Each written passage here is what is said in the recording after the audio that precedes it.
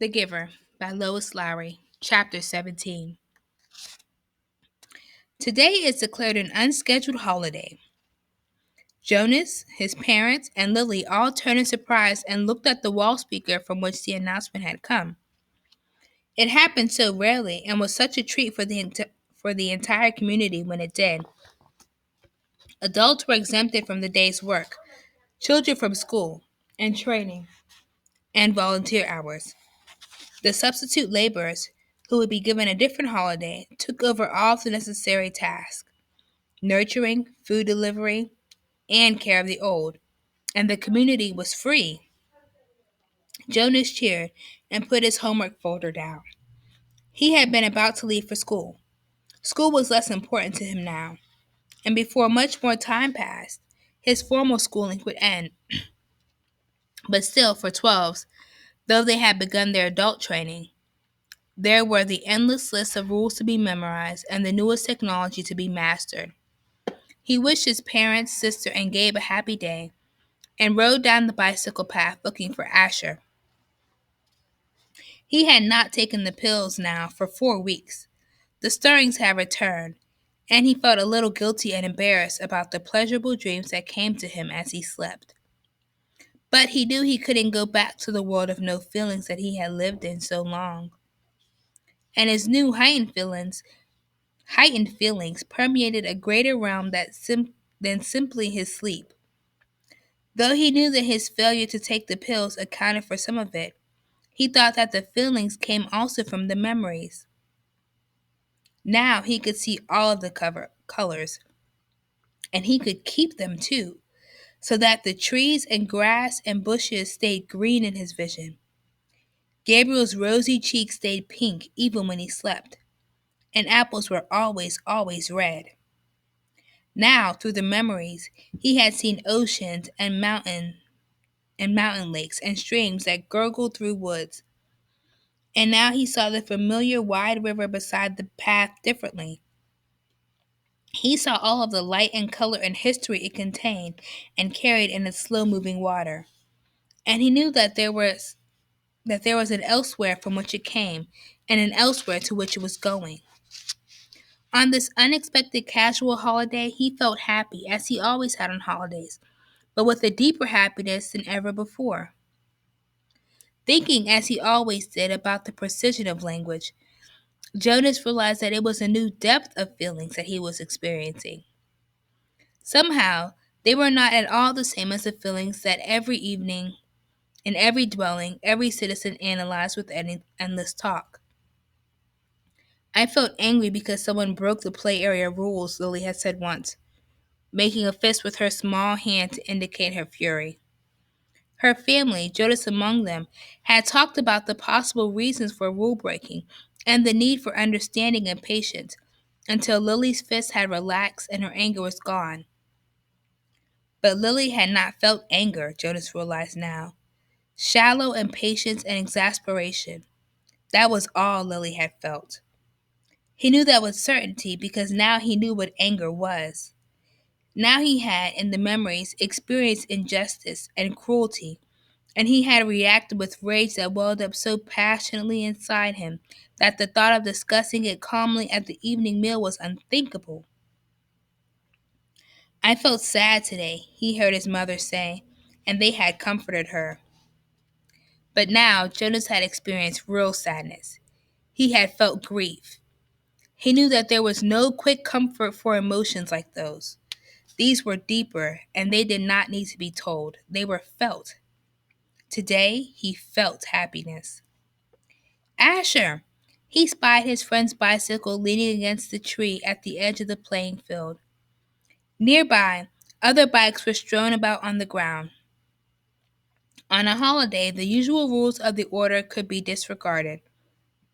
He skidded to a stop and dropped his own bike beside the others. Hey, Ash, he shouted, looking around. There seemed to be no one in the play area. Where are you?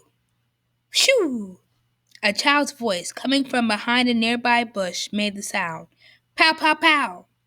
A female 11 named Tanya staggered forward from where she had been hiding. Dramatically, she clutched her stomach and stumbled about in a zigzag pattern, groaning. You got me, she called, and fell to the ground, grinning. Blam! Jonas, standing on the side of the playing field, recognized Asher's voice.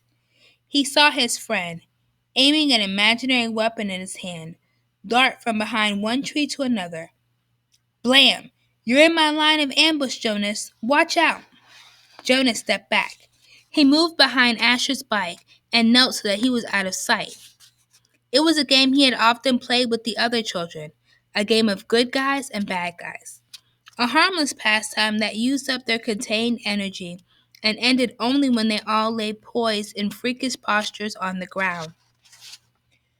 He had never recognized it before as a game of war. Attack! The shout came from behind the small storehouse where the play equipment was kept. 3 children dashed forward, their imaginary weapons in firing position. From the opposite side of the field came an opposing shout. Counterattack! From their hiding places, a horde of children, Jonas recognized Fiona in the group, emerged, running in a crouched position, firing across the field. Several of them stopped, grabbed their own shoulders and chests with exaggerated gestures, and pretended to be hit. They dropped to the ground and lay suppressing giggles. Feelings surged within Jonas. He found himself walking forward into the field. You're hit, Jonas, Asher yelled from behind the tree. Pow! You're hit again! Jonas stood alone in the center of the field. Several of the children raised their heads and looked at him uneasily. The attacking army slowed, emerged from their crouched positions, and watched to see what he was doing. In his mind, Jonas saw again the face of the boy who had lain dying on a field and had begged him for water. He had a sudden choking feeling, as if it were difficult to breathe. One of the children raised an imaginary rifle and made an attempt to destroy him with the firing noise. Phew! Then they were all silent, standing awkwardly, and the only sound was the sound of Jonas's shuddering breaths. He was struggling not to cry. Gradually, when nothing happened, nothing changed. The children looked at each other nervously and went away. He heard the sounds as they righted their bicycles and began to ride down the path that led from the field. Only Asher and Fiona remained. What's wrong, Jonas? It was only a game, Fiona said. You ruined it, Asher said in an irritated voice. Don't play it anymore, Jonas pleaded. I'm the one who's training for assistant recreation director, Jonas pointed out angrily. Games aren't your area of expertise, Jonas corrected him automatically. Whatever.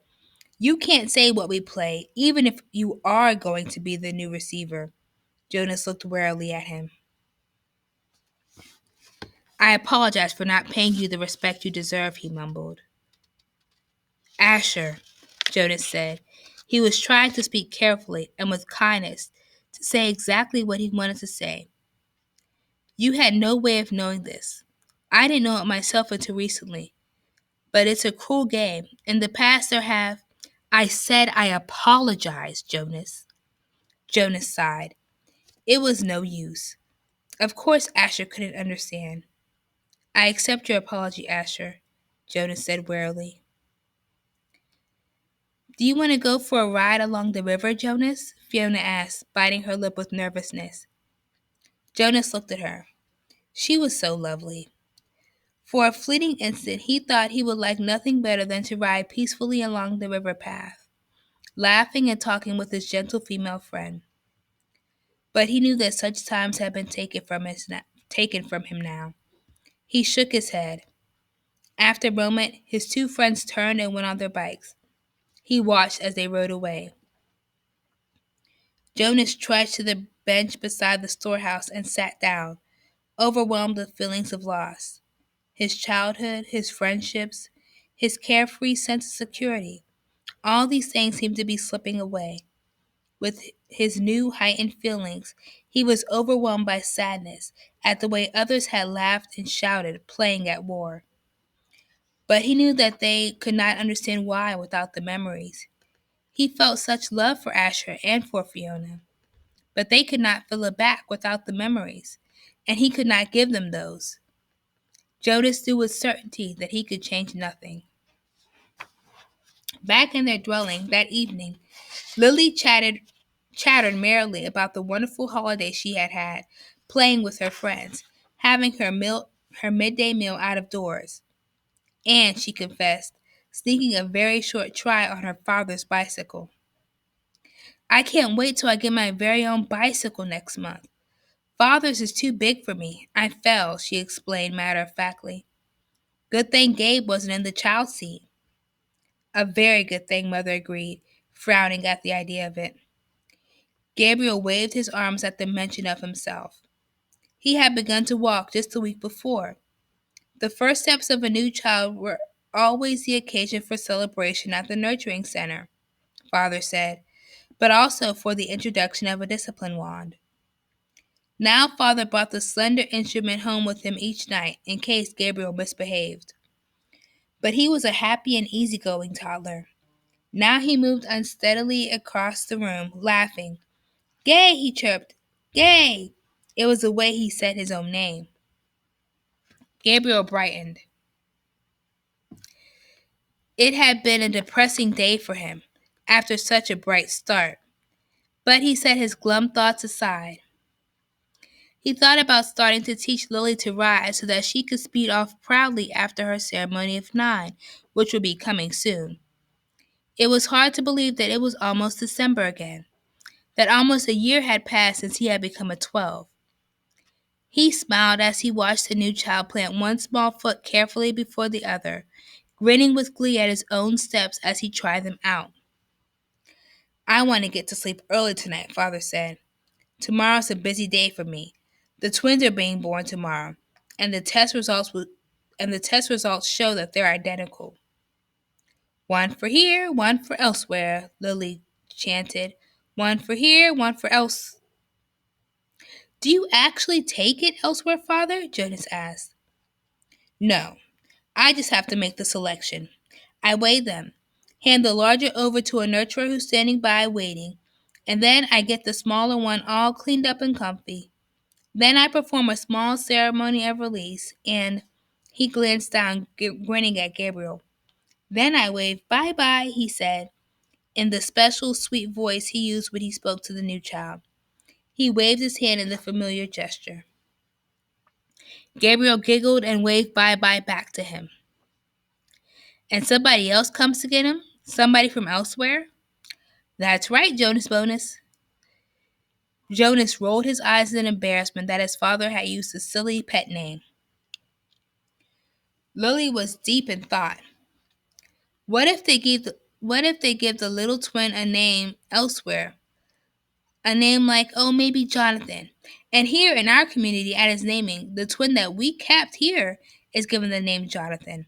And then there would be 2 children with the same name, and they would look exactly the same. And someday, maybe when they were 6, one group of 6s would go to visit another community on a bus. And there in the other community, in the other group of 6s, would be a Jonathan who was exactly the same as the other Jonathan. And then maybe they would get mixed up and take the wrong Jonathan home, and maybe his parents wouldn't notice. And then she paused for breath.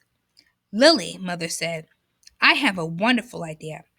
Maybe when you become a 12, they'll give you the assignment of storyteller.